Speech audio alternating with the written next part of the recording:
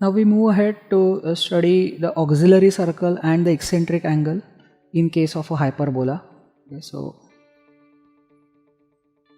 let us consider a hyperbola in the standard orientation. So these are the two branches. Okay. Now you know that the vertices are A and A dash. So therefore A dash is the transverse axis of the hyperbola. Now if you consider a circle which is drawn by considering the transverse axis as the diameter, okay, so the circle will look like this.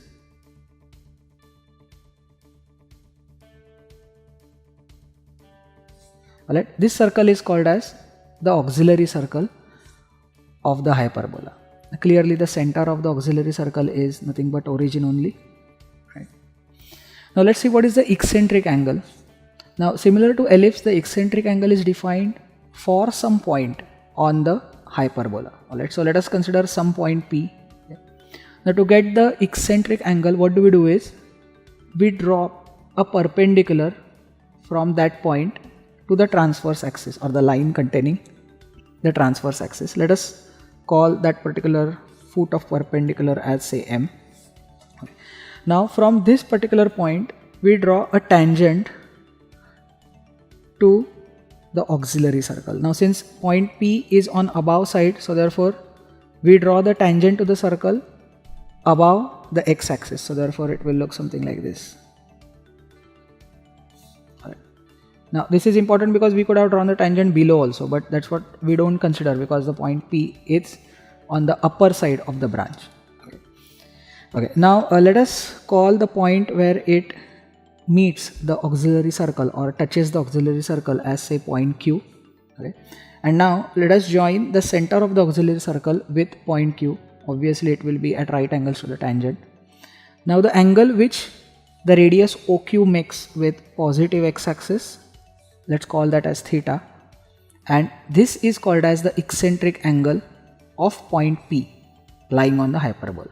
Right, so as you move the point P on the hyperbola, you will get a different eccentric angle, and there is a one-to-one correspondence between P and Q. So for every point on the hyperbola, you will have a unique corresponding point on the auxiliary circle and the unique corresponding eccentric angle. Right. Now this will be used in deriving what is called as the parametric equations of the hyperbola. Right.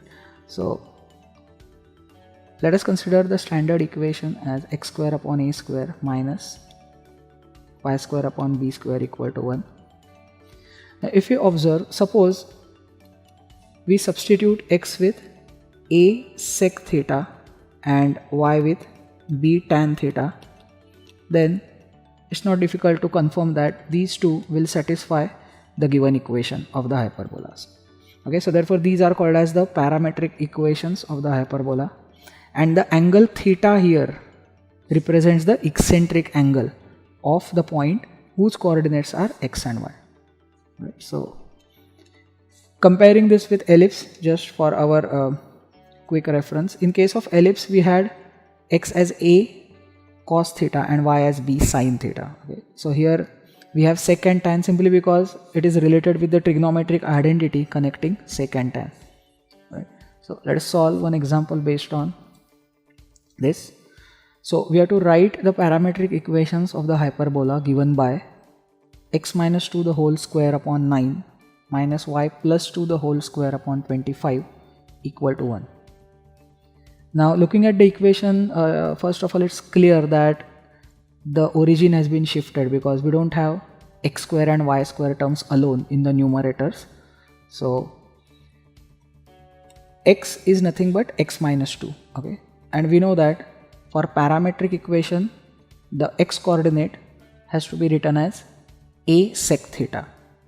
Now since 9 represents a square, therefore a is nothing but 3, and 25 represents b square, therefore b is nothing but 5.